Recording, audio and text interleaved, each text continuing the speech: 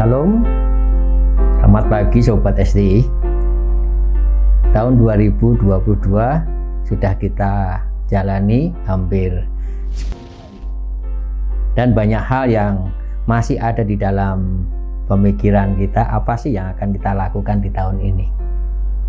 Panggilan Tuhan yang terus mengingatkan kita akan hal yang harus kita kerjakan, namun ada hal-hal yang sering membelenggu, bahkan sering mengikat kita sehingga kita sulit mencapai goal yang apa yang Tuhan mau.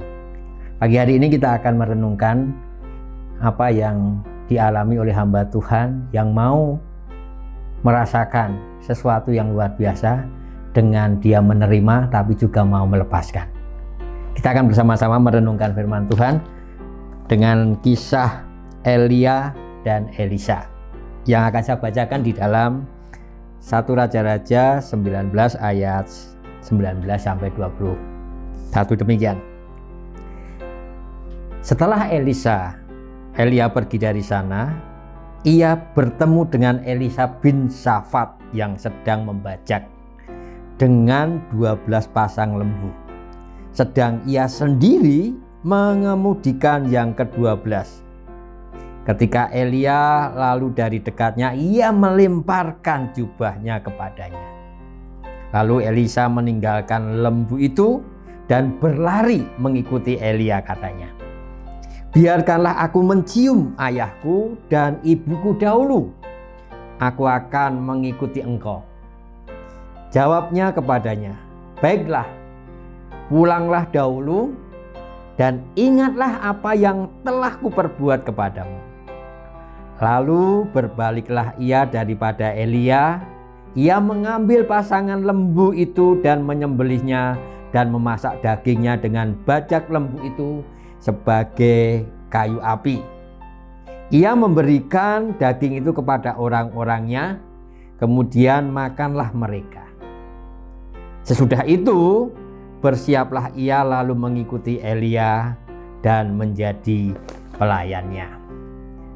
Sobat STI yang dikasihi, apa yang kita baca dari kitab suci ini akan memberikan kepada kita hal yang pantas dan layak kita renungkan memasuki tahun ini, yaitu kita perlu menerima sesuatu supaya dapat melepaskan.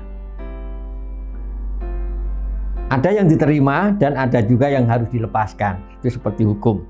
Kenapa? Ini guna menjalani kehidupan yang lebih baik, bahkan pelayanan yang lebih baik di tahun ini. Kita akan lihat di sini prinsip yang diajarkan oleh kitab suci berhubungan dengan pengalaman Nabi Elia dan Elisa. Di sini kita bisa melihat bahwa Elia adalah nabi yang luar biasa, namun pernah juga mengalami depresi, bahkan dia menghendaki kalau bisa berhenti saja, bahkan nyawanya kalau bisa diambil Tuhan, karena begitu beratnya pelayanan. Namun dengan penghiburan Tuhan dan juga ada satu penyegaran yang Tuhan berikan, Elia mendapatkan tugas baru, dan tugas itu sesuatu yang harus dia terima dan harus dia lakukan.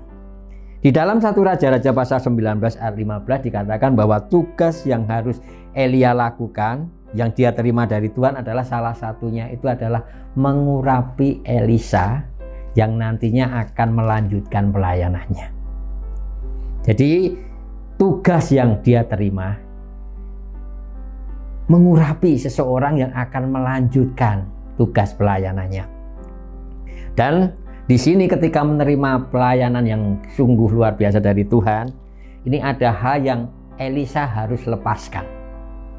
Jadi ketika dia sudah memahami akan panggilan Tuhan, tugas Tuhan yang baru, dikatakan di dalam apa yang kita baca tadi bahwa ketika dia bertemu dengan Elisa yang sedang membajak lembu, dia melemparkan jubahnya. Jadi dia melepaskan.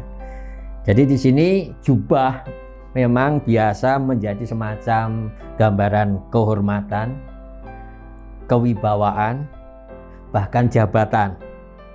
Kita melihat pengalaman Yusuf ketika dia bisa mengartikan mimpi daripada Fir'aun, dia dikasih cincin bahkan jubah Fir'aun. Jadi dia menjadi orang yang punya kehormatan. Juga ketika pengalamannya Daud dengan Yonatan, ketika begitu akrabnya Yonatan yang adalah anak raja, sedangkan Daud adalah seorang gembala. Tapi ketika hati Yonatan terpaut, dia mau juga memberikan jubahnya kepada Daud sebagai wujud bahwa Daud adalah orang yang mendapatkan kehormatan. Bahkan karena tahu Yonatan bahwa Daud ini diurapi, dia nanti yang akan mendapatkan jabatan menjadi raja. Kita kembali ke Elia. Elia mendapatkan perintah, kuasa, wewenang Tuhan. Namun dia juga harus melepaskan.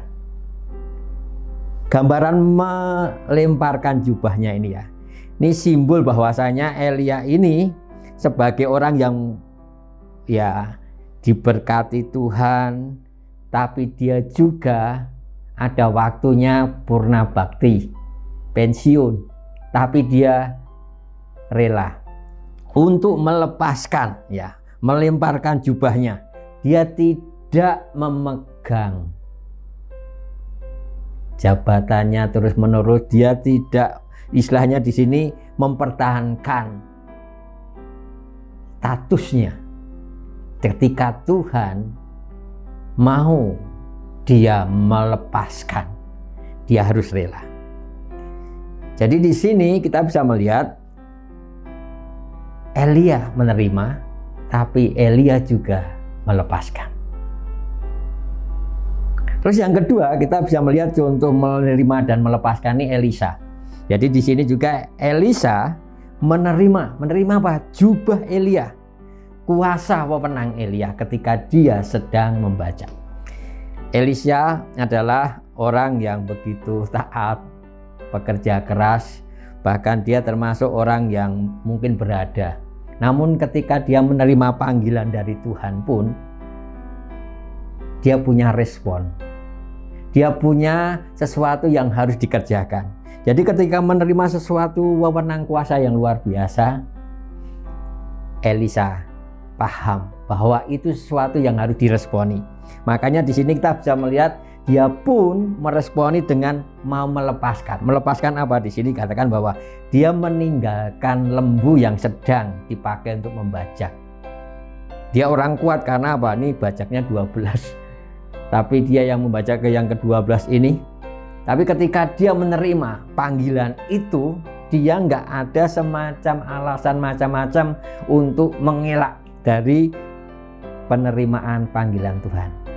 Cuma di sini ada kasus memang dia mohon izin berpamitan. Ini bukan berarti di sini bahwa Elisa ini mengundur-undur waktu. Ini salah satu hal yang memang harus diperhatikan, dipertimbangkan, diperhitungkan ketika mau menerima panggilan daripada Tuhan. Karena apa? Berpamitan itu adalah budaya yang sebenarnya wujud sebagai hormat kepada orang tua. Tapi dia harus melakukan ini sebagai wujud bahwa dia mau menanggapi panggilan Tuhan, tapi juga harus menyelesaikan tanggung jawabnya di keluarga. Dan di sini nggak ada semacam apa sanggahan bahwa Elia pun memberikan izin, namun diingatkan, kamu harus ingat apa yang sudah kamu terima dariku. Dan ketika Elisa ini sudah melakukan apa yang mungkin jadi tanggung jawab keluarga, di sini dia meresponi dengan melepaskan yang lain, yaitu apa? Menyembelih lembu, lalu membakar bajaknya sebagai sarana untuk membakar lembu itu. Bahkan lembu-lembu yang banyak itu ya 12 ini dipotong dan diberikan kepada orang lain. Kita bisa melihat di sini bahwa orang yang menerima panggilan Tuhan harus rela juga melepaskan apa yang menjadi semacam apa ya, sandaran hidup, apa yang menjadi sumber kehidupan, apa yang menjadi mungkin kebanggaan. Dia melepaskan ini.